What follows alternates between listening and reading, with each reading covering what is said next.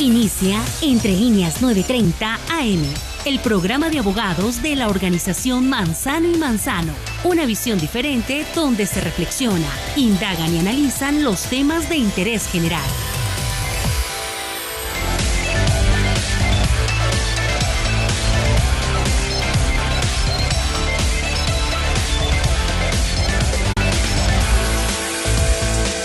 Muy buenos días a todos los oyentes de los 9:30 AM.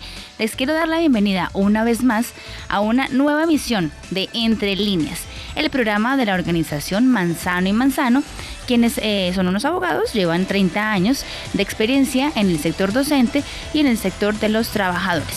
Hoy quiero darles una bienvenida a los doctores Marco Manzano, al doctor también Alirio Uribe Muñoz, que nos acompaña en la mesa, y también a Chiqui Quiroga, quien se estrena con nosotros aquí en la emisión o una nueva emisión este 28 de abril en el programa de Entre Líneas, el programa de la organización Manzano y Manzano, como les decía hace un momento, y quien les habla, Sandra Aristizábal. Entonces, pues bienvenidos, doctores, muy buenos días. Muy buenos días, ¿cómo está toda la amable audiencia? También buenos días para Eri Manzano, que nos colabora también aquí en la mesa. El doctor Alirio Uribe, bienvenido. Hoy vamos a tener, como habíamos anunciado la vez pasada, un tema de interés general que está a la orden del día. El tema de la Jurisdicción Especial para la Paz. Bienvenido, doctor Alirio Uribe. Muy buenos días para todos ustedes aquí en la mesa, para todos los oyentes, y gracias por la invitación.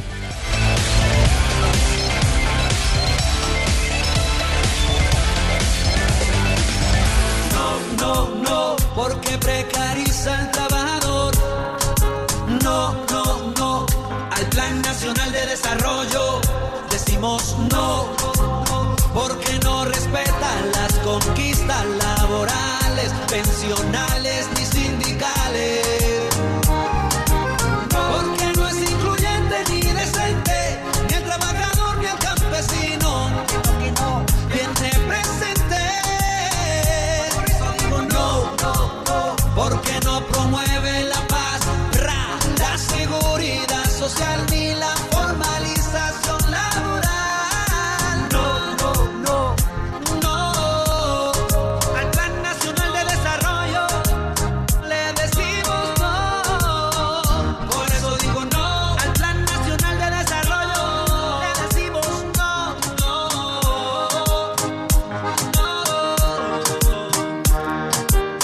Mayores informes www.cud.org.co, www.ctccolombia.com.co. ¿Está cansado de pagar su casa o apartamento? ¿Le gustaría pagar en menos tiempo su crédito hipotecario? ¿Quiere ahorrar tiempo en intereses? Esta información es de su interés. Para todas las personas que estén pagando su casa o apartamento, reclamamos para usted los beneficios que otorga la Ley de Vivienda. Somos sus Finanzas SAS, una compañía especializada en disminuir el tiempo de su crédito de vivienda. Aliados estratégicos de abogados, organización Manzano y Manzano Limitada. Hoy les tenemos a todos una excelente noticia. Sea usted uno de los beneficiarios de esta alianza. Llame ya y obtenga el análisis financiero de su crédito hipotecario o leasing habitacional totalmente gratis. Sí, totalmente gratis. Así que llame ya. Comuníquese con nosotros a través de abogados, organización Manzano y Manzano Limitada, al 342-3150, 342-3150 en Bogotá. Y sea usted uno de los muchos beneficiarios que ya existen en Colombia. Atención. Conforme a la Circular 34 del 2012, FECODE orientó al Magisterio a iniciar las reclamaciones del reconocimiento y pago de la retroactividad en las cesantías con la organización Manzano y Manzano Limitada.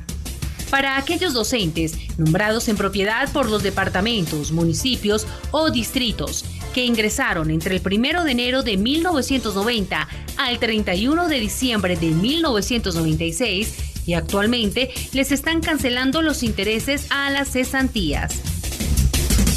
Consúltenos sin ningún costo. calle 19, número 310, oficina 401, teléfono 342-3150, 342-3150, Bogotá.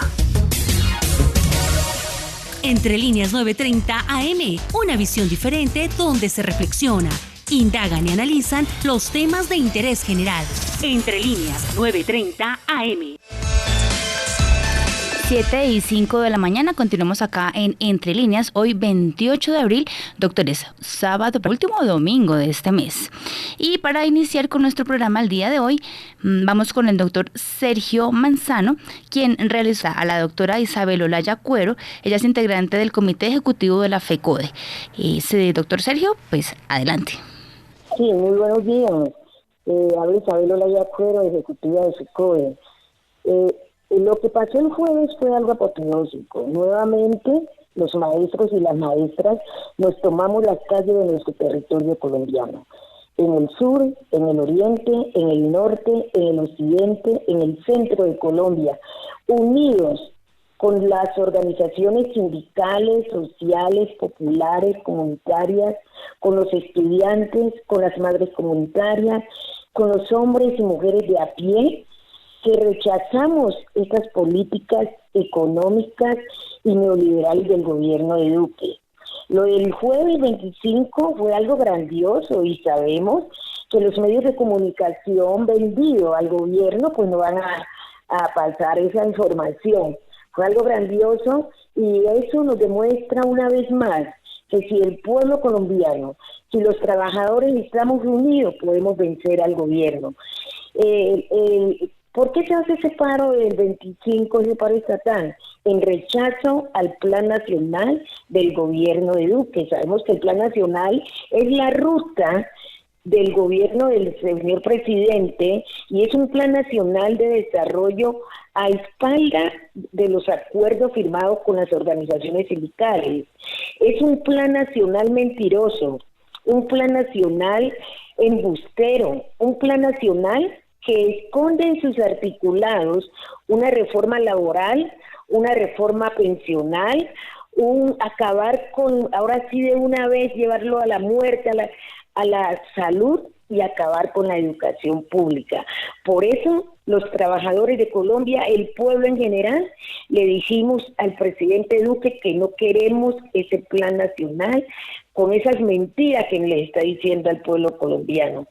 Igualmente, el magisterio y las centrales obreras, de acuerdo en el marco del decreto 160 del 2014, estamos en mesas de negociación. La federación está negociando con el Ministerio de Educación y ya hemos llegado a 2 grandes acuerdos. Y el primer acuerdo, que es el más grande, porque es el que va a permitir que de verdad lleguen los recursos al sector educativo, que lleguen los recursos a la salud, al medio ambiente, al saneamiento básico. Se logró en ese primer acuerdo realizar una reforma constitucional al Sistema General de Participación. Sabemos que el Sistema General de Participación es una bolsa de recursos que se distribuye para educación, para salud, para saneamiento básico, para agua potable.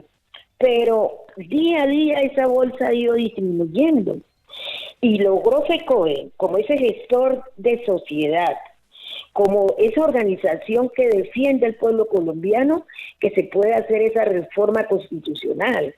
Por lo cual se aprobó también crear una mesa de alto nivel con la participación del ministro de Hacienda, de la ministra de Educación, con los congresistas, gobernadores, alcaldes de capitales, organizaciones que tienen que ver con lo del Sistema General de Participación y por supuesto con la federación, como los profesionales de la educación que sí conocemos la educación y qué es lo que necesitan nuestros niños y nuestras niñas en las instituciones educativas. Y en esa mesa de alto nivel se va a trabajar sobre ese proyecto para presentarlo al Congreso de la República para hacer un acto legislativo que modifique los artículos 356 y 357, que permita de una manera real y progresiva más recursos para la educación. Si eso se hace, los otros puntos son fáciles, porque podemos aprobar cualquier otro punto, pero si no hay recursos, no hemos hecho absolutamente nada. Es un plan nacional de desarrollo a espalda del pueblo, regresivo, arrollador con los derechos de los trabajadores. Igualmente hay el segundo punto, que es sobre el preescolar de 3 grados, que también ha sido una lucha de mucho tiempo. Y se aprueba que el preescolar de 3 grados debe ser con las instituciones educativas oficiales y con planta oficial. Y que a partir del 2021, el preescolar debe ser el 80% de estudiantes que deben de estar en las instituciones educativas. En el 2022, el 100%. Y lo mismo en el jardín, el prejardín, hay unos porcentajes. Ese es un logro grandísimo. Porque ¿qué nos permite eso?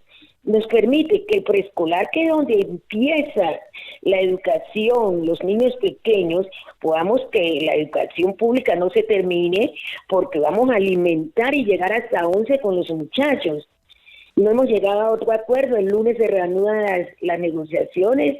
Ahí son 5 ejes temáticos en la negociación de FECODE. Lo único que le decimos al pueblo colombiano es que ahí no estamos luchando por salario, ahí estamos defendiendo la educación pública, ahí estamos exigiendo unas condiciones dignas para nuestros niños y nuestras niñas, ahí estamos exigiendo que las infraestructuras de las instituciones educativas sean de calidad y sean en un buen estado.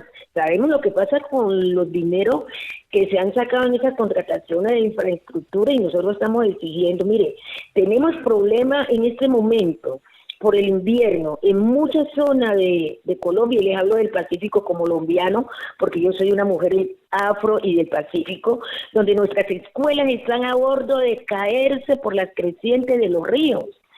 Muchas escuelas en el San Juan, en el río Dagua, en el río Anchicayá, están allí, como a menos de 1 metro de caerse y en perjuicio nuestros muchachos y nuestros niños. Y el gobierno no hace nada. A eso le está apostando FECODE, a las condiciones dignas en las instituciones educativas.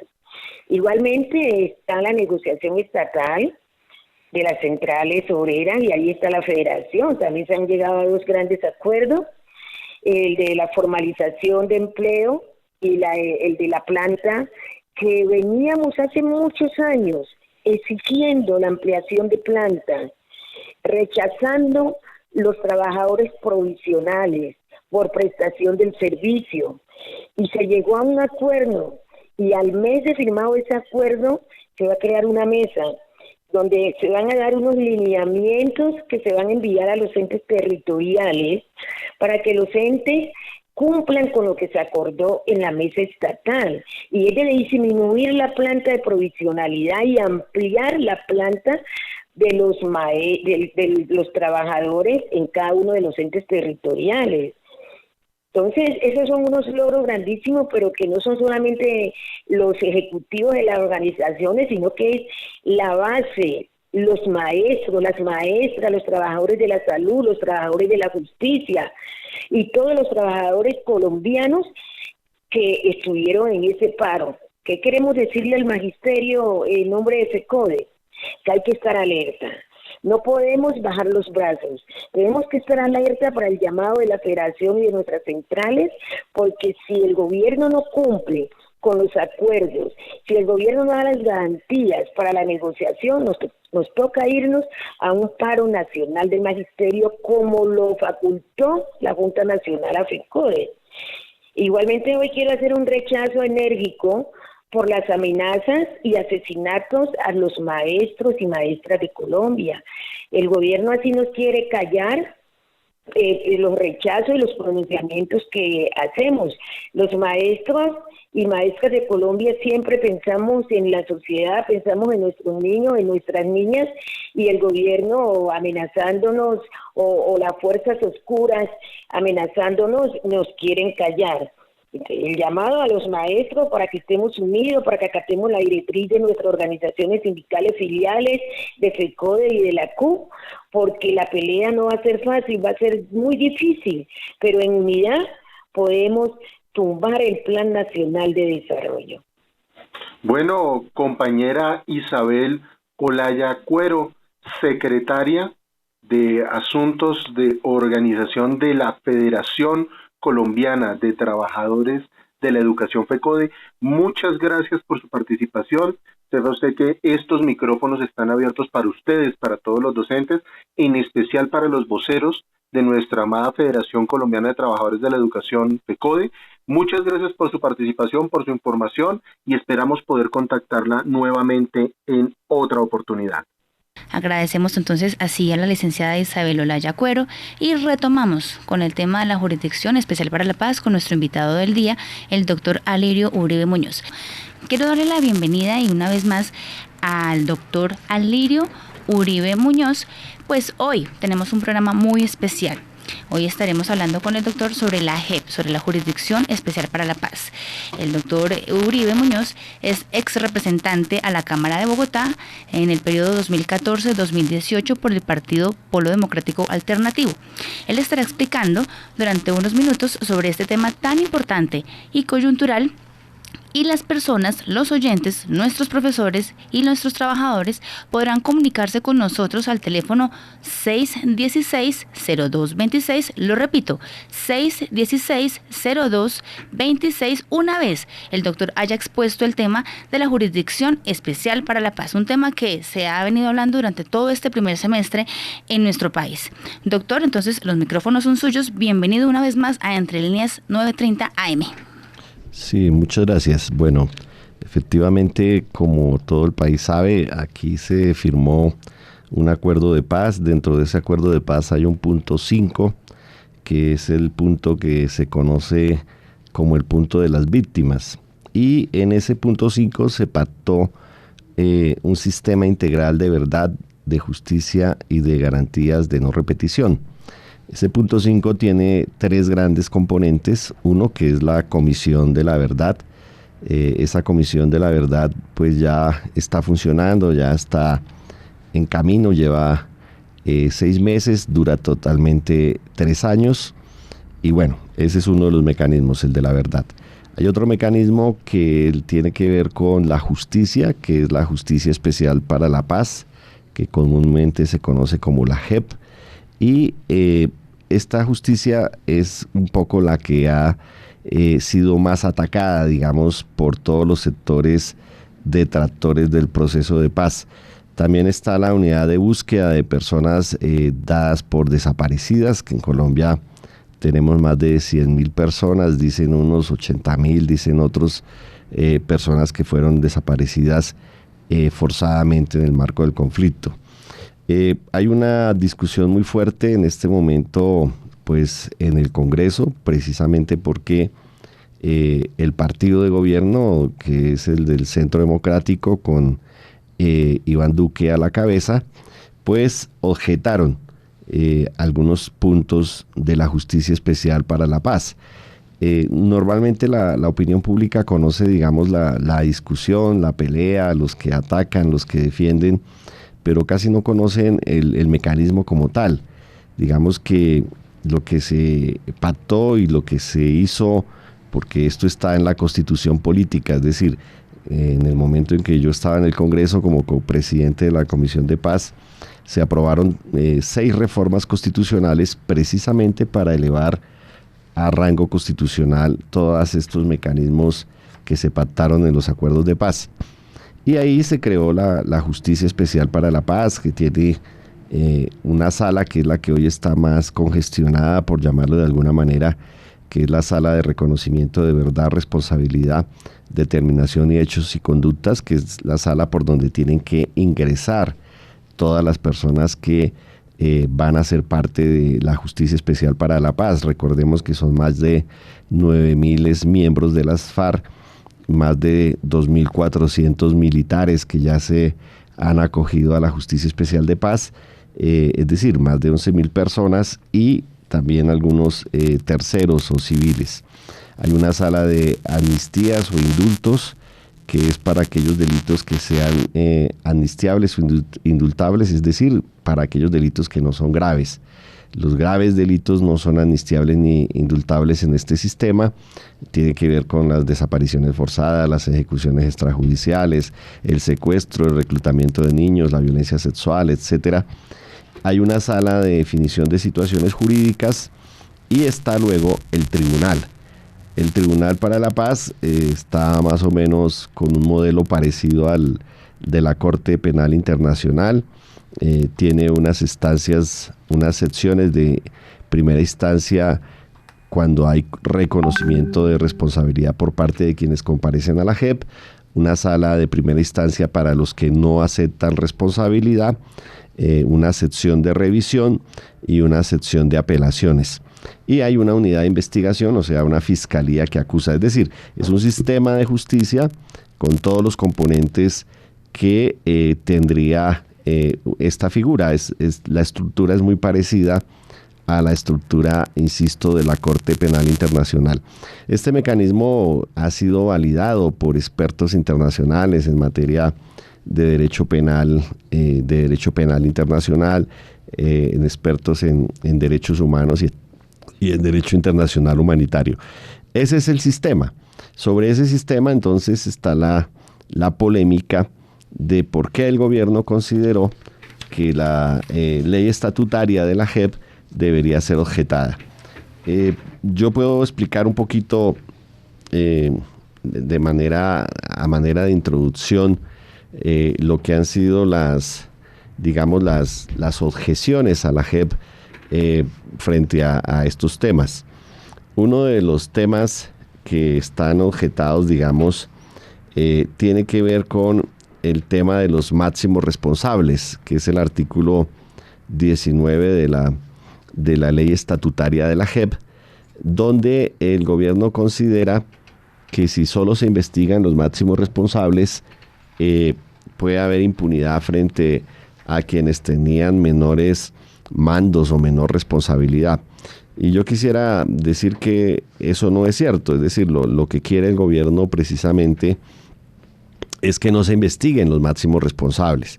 Por ejemplo, hay un caso que está abierto en la Justicia Especial de Paz, que es el caso 001, que tiene que ver con el tema del secuestro. Allí hay más de 8.163 víctimas de secuestro y obviamente la Justicia Especial de Paz lo que investiga son macrocasos y macrocriminalidad.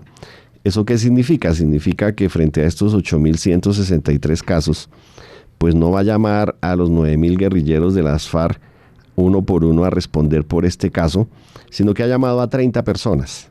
Y esas 30 personas son los miembros del secretariado, los miembros del Estado Mayor de las FARC, que fueron los que implementaron esa política. De la misma manera, hay un caso como es el caso 003, que es sobre ejecuciones extrajudiciales. Recordemos que en Colombia se presentaron miles de los llamados falsos positivos, y ahí lo que se esperaría es que no respondan pues todos los soldados o policías que tuvieron que ver con estos hechos, sino que respondan también pues los generales, los coroneles, los ministros, los que tuvieron una mayor responsabilidad con el tema de este tema de las ejecuciones extrajudiciales.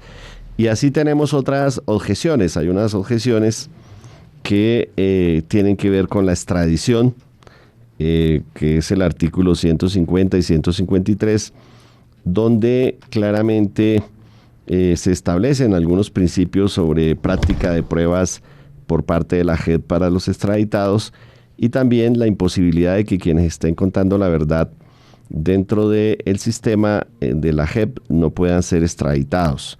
El gobierno considera que esos artículos no son convenientes. Está el otro tema también de las competencias de la Fiscalía, el artículo 79, y qué le compete a la Fiscalía y qué le compete a la JEP.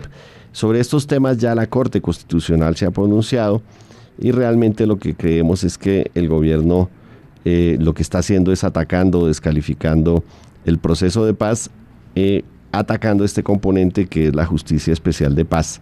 Hay otros temas, que es el artículo 7º, que tiene que ver con la reparación a las víctimas. Es claro que lo que se hizo con el caso de las FARC es que ellos entregaron todos los bienes, y que si ellos tienen hoy bienes que no hayan sido entregados, ellos tendrían que ser procesados, capturados, expropiados sus bienes por no cumplir con la entrega total de bienes. A grosso modo, pues esa es la discusión que hay hoy en día, y el próximo lunes está citada la plenaria del Senado para debatir esas 6 objeciones que tiene el gobierno. Recordemos que en la Cámara de Representantes ya se votaron las objeciones con 110 votos en contra, mayoritariamente de las bancadas, y unos 43 votos a favor de las objeciones.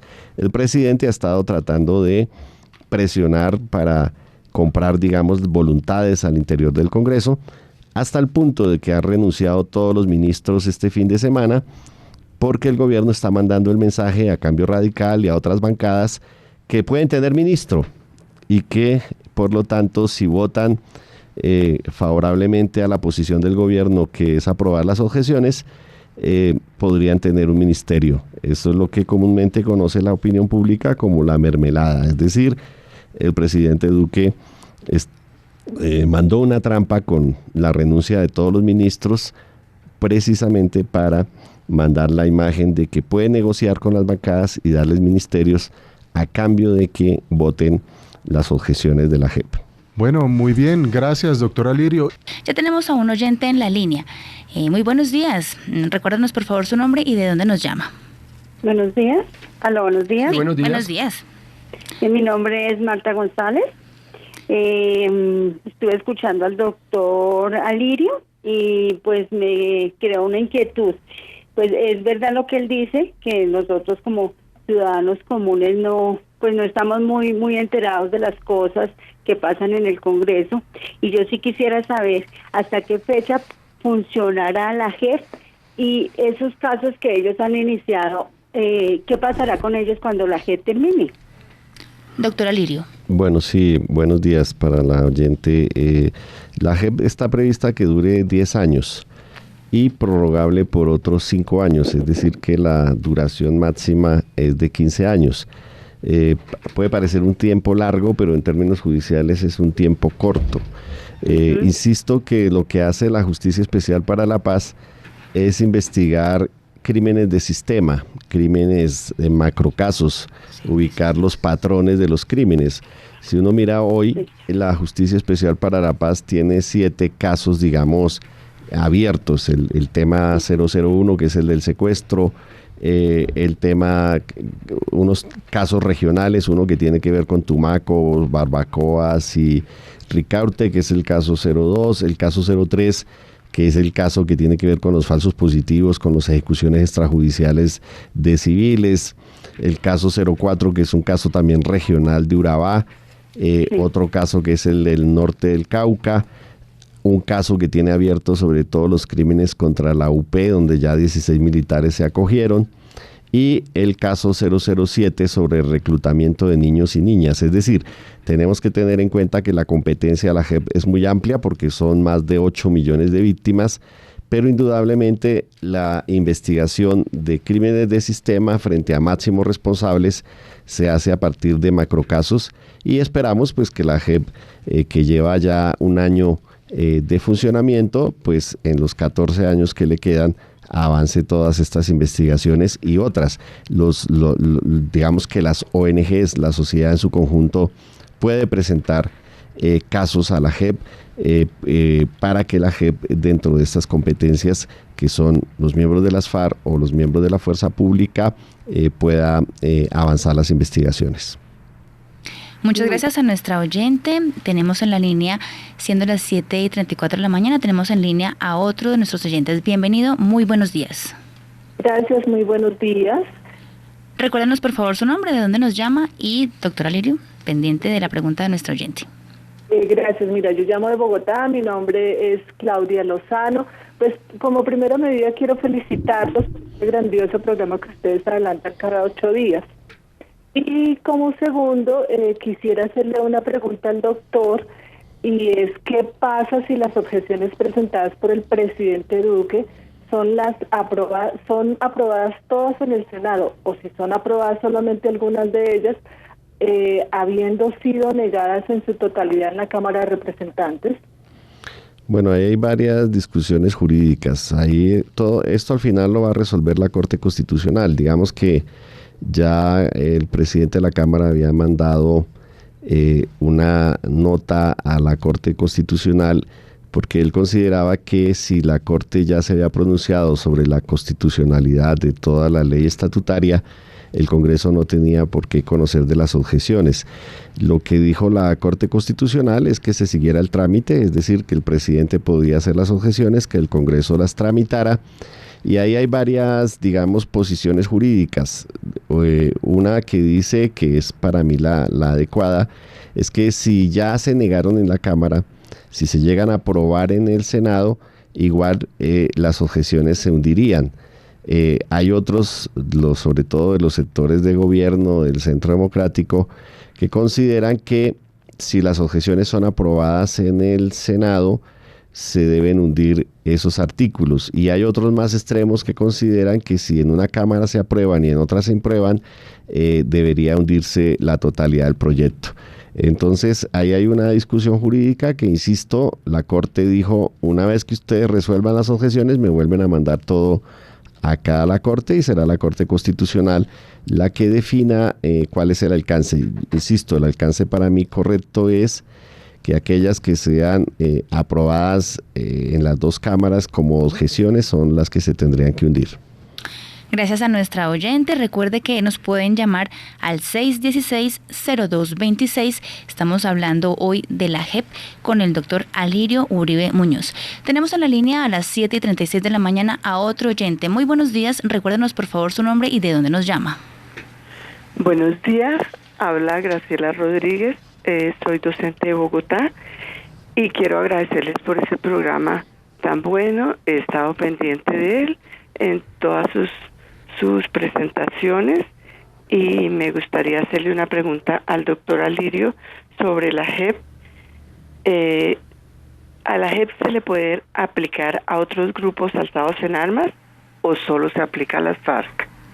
Bueno, mira, inicialmente como estaba la propuesta era que la competencia de la JEP estaba referida a todos los crímenes que se han cometido con ocasión del conflicto armado, y que por lo tanto la responsabilidad era tanto de las guerrillas de las FARC, de agentes estatales, como de lo que llaman terceros, que son civiles. Recordemos que en Justicia y Paz, que investigó a los paramilitares, se compulsaron más de 17,000 copias para investigar militares, para investigar empresarios, para investigar concejales, para investigar políticos, para investigar ganaderos, para investigar, bueno, los civiles que de alguna manera apoyaron, digamos, la estrategia paramilitar.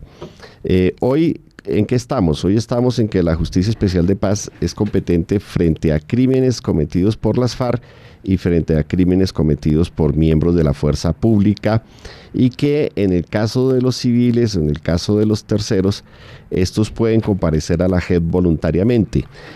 Explico, si por ejemplo, dentro de algunos debates jurídicos o dentro de algunos casos que se están presentando en informes a la JEP, aparecen civiles o terceros que tengan que ver con alguna responsabilidad, ellos podrían optar o que los casos se sigan o se tramiten por la justicia ordinaria, o acogerse a los beneficios de la Justicia Especial de Paz. Recordemos que la filosofía de la Justicia Especial de Paz es que a mayor verdad, menores penas; a menor verdad, mayores penas, que pueden ser incluso hasta de 20 años. Entonces, lo que hace la Justicia Especial de Paz es hacerle una oferta a quienes cometieron graves crímenes para que ellos cuenten toda la verdad, y eso tenga como, digamos, como premio o como beneficio que pueden tener incluso penas restaurativas, es decir, penas que no necesariamente implica una detención. Pero eso, para que esos beneficios se den, la ley estatutaria y la Constitución y las normas de procedimiento y prueba establecen claramente que son verdades plenas. El fiscal del Lavallato de Odebrecht en Brasil decía: verdad plena es aquella que permite desestructurar el aparato criminal que ha inspirado los crímenes, la filosofía que inspiró los crímenes, etc. Entonces, lo que están esperando las víctimas en Colombia, de todos los sectores, es que la JEP garantice esas verdades plenas y esa no repetición de los crímenes que se han cometido en el país. 7:40 de la mañana. Queremos agradecer a todos nuestros oyentes que se están comunicando con el programa Entre Líneas 9:30 AM en esta mañana para resolver justamente preguntas, dudas e inquietudes sobre la Justicia Especial para la Paz. Recuerden llamarnos al 616-0226, lo repito, 616-0226, y aprovechen para poder aclarar dudas sobre la JEP. Doctores. Doctor Alirio Uribe, yo soy un convencido que así como el gobierno del presidente Duque sufrió una derrota política impresionante en la Cámara, soy un convencido, repito, que en el Senado, que parece ser comienza el debate mañana, y comienza porque la oposición hizo uso de ese estatuto de la oposición y logró imponer que se discuta en el orden del día como primer punto lo de la Jurisdicción Especial para la Paz, porque sabemos por los medios de comunicación que el Centro Democrático y el presidente del Senado no querían discutir este punto, sino darle largas y largas y largas. Entonces, repito, soy un convencido que así como sucedió en la Cámara de Representantes, va a sufrir una estruendosa derrota nuevamente en el Senado, y ojalá sea en el día de mañana. Pero vamos a un caso extremo. Digamos que efectivamente las objeciones a la paz, por alguna situación, salió adelante la propuesta y se hunden. O que por alguna razón la Corte Constitucional dice no va esos puntos y entonces se cae parte de la JEP. Sin embargo, yo tengo entendido, y eso quiero que me lo aclare, doctor, que hay un acto legislativo y unas leyes que así esas objeciones de una u otra manera salgan adelante a favor del gobierno. De todas maneras, hay otras herramientas de orden jurídico, repito, orden constitucional y legal, que da la posibilidad para que la JEP siga funcionando normalmente. ¿Qué nos puede aclarar, doctor? Bueno, efectivamente, aún hundiéndose digamos, aún si acogiéramos la posición más extrema de los que consideran que si se vota positivo en una cámara y negativo en otra cámara, se hunde todo el proyecto, que no creo que sea la interpretación constitucional adecuada, pero aún en ese escenario, la JEP ya existe y la JEP tiene rango constitucional, y la JEP podría actuar por principios generales del derecho, por principios de derecho penal internacional y demás. El tema es que como la JEP la tienen contra las cuerdas, todo lo que dice, lo que opina, cualquier decisión que toma, la han estigmatizado los magistrados, etcétera, le pusieron trampas incluso para hacer cosas terribles como las que pasó con este fiscal corrupto Bermeo, etcétera. Está el tema de Santrich y el tema de la extradición. Bueno, son muchos temas. Entonces, digamos que sería muy polémico que la JEP se autorregulara y usara principios generales del derecho, jurisprudencia constitucional, jurisprudencia de la Sala de Casación Penal de la Corte, y que a partir de ahí se autorregulara. Lo que todos queremos es que la JEP tenga un marco jurídico. La apuesta es a que la ley quede tal cual como lo dijo la Corte Constitucional. Es que es importante que los ciudadanos sepan que el proceso de paz fue un proceso complejo. De un lado intervino el gobierno como poder ejecutivo, de otro lado intervino el poder legislativo, que fue el que aprobó las normas, y de otro lado intervino el poder judicial, con un control automático de todas las normas. Es decir, producto del proceso de paz se han expedido más de 140 normas, y entre ellas 6 reformas constitucionales, y todas estas normas han pasado de manera obligatoria por un control previo de constitucionalidad que ha hecho la Corte Constitucional. Entonces, si ustedes ven, la paz es una política de Estado, intervienen los 3 poderes públicos y en el caso de la ley estatutaria ya intervinieron todos. Intervino el gobierno con las iniciativas legislativas, los acuerdos, intervino el Congreso e intervino la Corte Constitucional. Por eso es que el presidente de la Cámara consideraba un exabrupto que volvieran a reabrir la discusión. Sin embargo, la Corte dijo, no, sí, el gobierno tiene derecho a objetar todas las leyes y por eso presenta las objeciones con argumentos que para nosotros son de constitucionalidad. Es decir, hay cosa juzgada constitucional en la mayoría y en casi la totalidad de los 6 puntos sobre los cuales ya la Corte en otras normas ha dicho que son constitucionales. El Congreso tiene prohibición de expedir normas que ya han sido previamente declaradas inconstitucionales y bueno, ahí hay un principio de constitucionalidad. Eso es lo que se quiere resolver. Nosotros seguimos apostando a que la JEP quede como dijo la Corte Constitucional.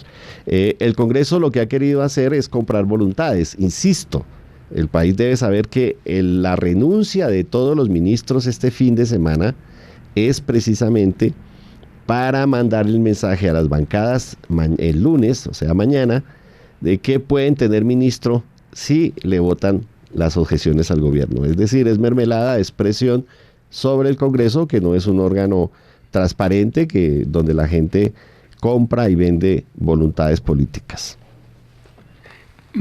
Interesante ese punto, doctor. Inclusive también tengo una duda. Usted lo acaba de decir, solamente podía presentar 2 eventos, por constitucionalidad o por conveniencia. Sin embargo, el gobierno presenta por inconveniencia, pero sus argumentos de fondo son de inconstitucionalidad. ¿Qué hay detrás de eso? Es decir, ¿por qué ellos sabiendo que eso es así, por qué nos meten en un debate de nunca acabar? Es que quieren ocultar algo, o sea, los problemas de este país, quieren meternos en un cuento otra vez del sí y el no. ¿A qué obedece como esa posición política del gobierno? Bueno, yo sí creo que están en campaña. Indudablemente, si ustedes miran los resultados electorales de la primera y segunda vuelta, podemos encontrar que en 450 municipios, incluyendo 16 capitales, los sectores alternativos, es decir, los sectores que tenían petristas y los sectores fajardistas, podrían poner alcaldes. 16 capitales, estoy hablando de Bogotá, estoy hablando de Cali, estoy hablando de Bucaramanga, de Barranquilla, de Riohacha, de Pereira, es decir, y estoy hablando de otros 450 municipios. Yo sí creo que ellos están preocupados. Recuerden ustedes que se trató de tramitar un acto legislativo que para que no hubiesen elecciones locales este año. Entonces ellos sí están en campaña. Y obviamente la campaña ha sido siempre la polarización y la descalificación del proceso de paz. Recuerden ustedes que desde que ganó el no en el plebiscito del año 2016, empezó la campaña del Centro Democrático sobre el discurso de hacer trizas los acuerdos, reversar los acuerdos, revisar los acuerdos. El presidente llegó al Congreso y no lo ha podido hacer. Entonces, una de las pocas formas que tuvo para sabotear de alguna manera todo esto, pues fue objetar la ley estatutaria. Entonces, yo sí creo que ahí hay un componente político muy fuerte, un componente de generar una matriz de opinión en contra, y bueno, lo vimos, es decir, en el preludio de la decisión del presidente se hizo todo un escándalo con el fiscal Bermeo y supuestamente que iban a comprar la extradición de Santrich, lo hizo el fiscal general, etcétera. 8 días después el fiscal general dijo, no, esa gente que capturaron y todo eso no tiene nada que ver con Santrich. Entonces es una forma de generar escándalos mediáticos para presionar también voluntades en un órgano que es bastante susceptible a lo que digan los medios de comunicación, como es el Congreso. Entonces, si uno mira, por ejemplo, el tema del artículo 150 sobre pruebas dentro de los trámites de extradición, esa norma ya en 2 sentencias la Corte Constitucional ha dicho que es constitucional. Entonces no puede decir que es un problema de conveniencia o no, un tema que ya ha sido debatido y que ya hay 2 sentencias, a pesar de lo nuevo que es el tema, que es esta aplicación de la Justicia Especial de Paz, y así en varios temas. Entonces, indudablemente, algunos congresistas también han considerado que el Congreso no sería competente para hablar de temas de inconstitucionalidad, sino temas de inconveniencia. Y lo que tú dices, ha habido una, digamos, manipulación para presentar temas de inconstitucionalidad como de inconveniencia. Bueno, doctor Alirio, y gracias por esa intervención, y desde estos micrófonos también, pues obviamente enviamos un saludo y un abrazo muy fraterno, porque este 25 de abril también se trató de eso, el paro cívico nacional, y es el rechazo que tuvo la ciudadanía precisamente en las centrales obreras, en la Federación Colombiana de Trabajadores de la Educación FECODE, en los movimientos políticos, sociales, cívicos, a esas objeciones infundadas a la Jurisdicción Especial para la Paz.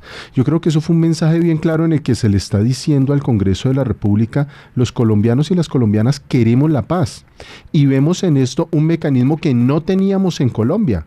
Ya estamos cansados de darnos balas, ya estamos cansados de la violencia. Pero es bien contradictorio, doctor Alirio. Yo sí quiero hacerle a usted como una pregunta desde su ámbito de conocimiento, porque atacan la Justicia Especial para la Paz, buscan la inconveniencia de la Justicia Especial para la Paz. Inclusive el año pasado, que se estuvo fomentando el tema del movimiento o de la revocatoria de la JEP, con el movimiento que hizo el Centro Democrático, todo esto, y sin embargo hace 2 días el general en retiro Mario Montoya se sometió a la JEP. Entonces, ¿a qué están jugando estos movimientos? Es claro que esto es una campaña política ahorita para las elecciones regionales, pero atrás de esto, como ¿qué lee usted que hay? Bueno, yo creo que hay miedo, ¿no? Hay miedo de muchos actores que tienen muchísimo poder político y económico en el país a que se sepa la verdad. Es decir, no solamente utilizan el tema para manipular opiniones, para hacer campaña como se hizo en su momento con el no, etcétera, sino también pues hay un interés de que la verdad no fluya. La precondición de la posibilidad de que se reciban beneficios en la JEP son verdades plenas, insisto, y está definido qué es una verdad plena, cuáles son sus componentes, etcétera, y ese debe ser un estándar para todos los que intervienen en la JEP, no solamente para los militares, que ya son 2.200 que se han sometido a la JEP, sino también para los miembros de las FARC. Y las víctimas van a estar reclamando eso, reclamando esas verdades plenas.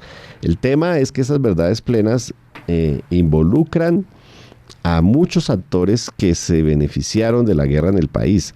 Aquí estamos hablando de más de 7 millones de desplazados y estamos hablando de hasta 10 millones de hectáreas expropiadas, despojadas. Tenemos empresas como Argos, que ya, a pesar de que la restitución de tierras no ha avanzado, ya tiene 12 condenas de restitución de tierras. 12 condenas, ¿no?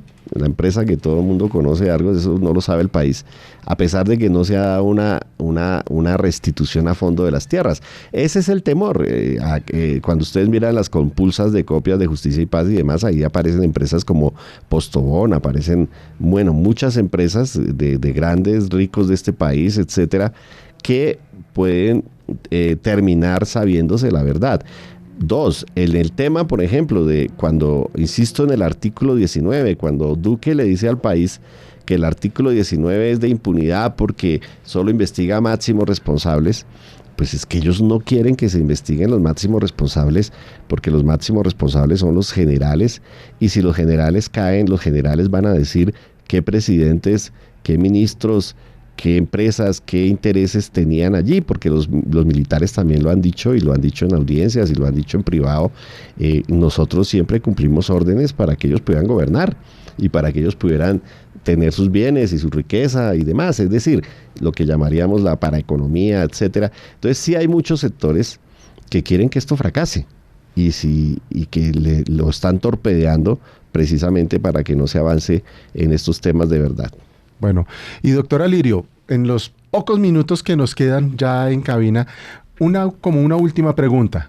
¿Cómo hacemos los ciudadanos de a pie para blindar la JEP?